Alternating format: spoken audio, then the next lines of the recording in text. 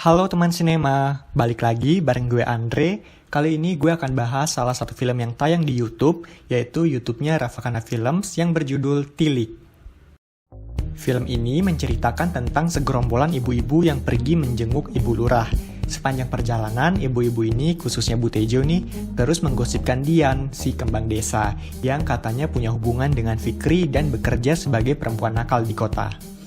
Ada fenomena menarik yang bisa kita bahas dari film ini, yaitu tentang perilaku bergosip. Kira-kira bagaimana ya perilaku bergosip ini jika dilihat dari sudut pandang ilmu psikologi? Yuk kita simak.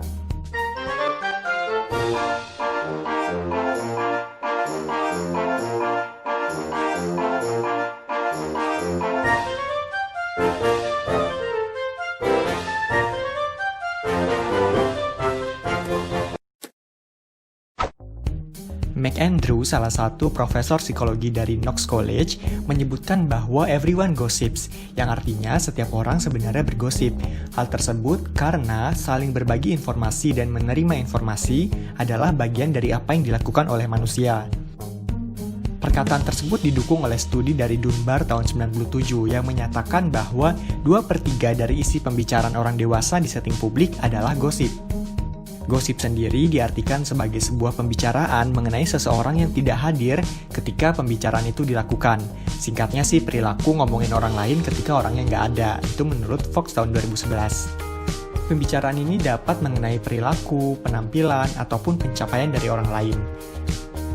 Stigma di masyarakat masih banyak mengatakan bahwa gosip itu adalah hal yang negatif. Faktanya, menurut studi dari Robbins and Karan tahun 2020, gosip itu nggak selalu negatif loh teman sinema, karena sangat bergantung pada konteks dan motivasi dari penggosip itu. Beberapa studi juga menyebutkan beberapa manfaat yang didapat ketika seseorang bergosip. Yang pertama, bergosip bisa mengakrabkan hubungan dengan teman, orang lain, ataupun kelompok tertentu. Hal ini bisa kita lihat ya di adegan saat Bu Tejo bergosip dengan ibu-ibu lain di truk itu tujuannya kan supaya Bu Tejo juga lebih akrab dengan warga, karena suami Bu Tejo juga akan mencalonkan diri jadi lurah. Jadi gosip ini tuh biar mereka lebih bonding satu dengan yang lainnya. Yang kedua, gosip dapat memperingati orang lain akan bahaya, sehingga kita tahu apa yang perlu kita hindari atau apa yang perlu kita waspadai. Misalnya dalam film ini kita bisa lihat bahwa Bu Tejo menggosipkan sosok Dian ini kepada ibu-ibu yang lain, supaya ibu-ibu yang lain ini lebih hati-hati dengan sosok si Dian ini, supaya suaminya nggak direbut. Jadi gosip yang diberikan oleh Bu Tejo ini membuat ibu-ibu lain tuh bisa lebih waspada. Yang ketiga, yang keempat, gosip bisa berperan sebagai entertainment function, di mana kita bisa melampiaskan emosi negatif kita seperti rasa kesal atau frustasi melalui pergosipan ini. Meskipun ada banyak manfaat yang didapat dari bergosip ini, ternyata nggak lantas membenarkan perilaku bergosip, karena ada juga nih dampak negatifnya. McAndrew tahun 2014 mengkategorikan gosip sebagai sebuah perilaku yang agresif dan merupakan bentuk dari bullying, di mana perilaku bergosip ini bisa mendorong seseorang menjadi kurang peduli dan egois pada dirinya, serta menyakiti orang yang digosipkan. Bergosip juga dapat merusak hubungan yang telah terjadi sebelumnya. Selain itu, bergosip juga ternyata berdampak bagi kesehatan mental, baik orang yang digosipkan maupun penggosip itu sendiri.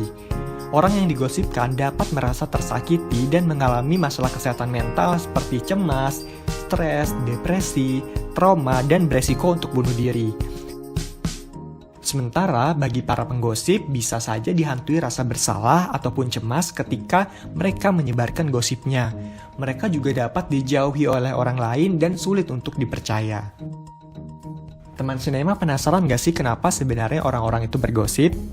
Nah, alasan orang bergosip ini sebenarnya sangat tergantung pada faktor lingkungan dan kepribadian dari penggosip. Bagaimana merangkum 3 alasan yang paling sering muncul ketika seseorang bergosip. Yang pertama adalah insecurity. Orang yang insecure merasa perlu untuk menjatuhkan orang lain untuk membuat dirinya terlihat lebih baik. Selain itu, orang yang sering bergosip karena insecure ini diduga adalah orang yang merasa tidak puas sebenarnya dengan kehidupan mereka sendiri. Misalnya kita bisa lihat di adegan ketika Bu Tejo menggosipkan Dian tentang pekerjaannya, di mana Dian bisa dapat penghasilan yang banyak, beli barang-barang yang mahal. Nah, bisa saja Bu Tejo menggosipkan itu karena dia iri dengan pencapaian yang telah dilakukan oleh Dian. Alasan kedua kenapa seseorang bergosip adalah ingin membangun hubungan yang akrab dengan teman ataupun kelompok. Seperti yang udah tadi gue jelasin mengenai fungsi dari gosip itu sendiri, gosip bisa mengakrabkan atau membondingkan kita dengan kelompok ataupun teman kita. Sehingga mungkin orang-orang yang bergosip juga sebenarnya ingin mencairkan suasana atau ingin lebih dekat saja dengan orang-orang yang diajak berinteraksi. Alasan ketiga, ini merupakan alasan yang paling sering ditemukan kenapa orang bergosip, yaitu ingin mengumpulkan dan memvalidasi informasi.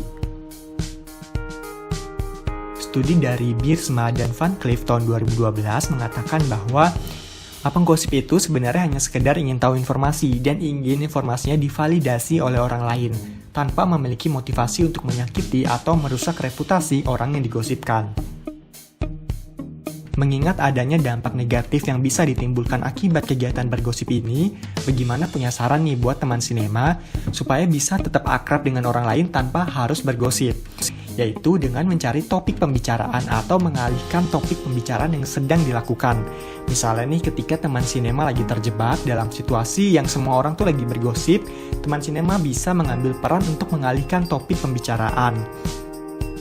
Kemudian, jika teman-teman memang ingin berbagi informasi dengan orang-orang di sekitar, pastikan bahwa informasi yang teman sinema berikan memang valid dan bisa dipertanggungjawabkan ya, dan tidak dilebih-lebihkan.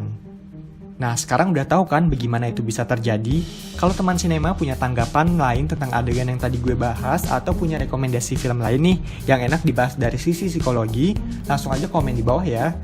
Kalau misalnya teman sinema ngerasa video ini bermanfaat, jangan lupa di like, share, dan subscribe. Dadah!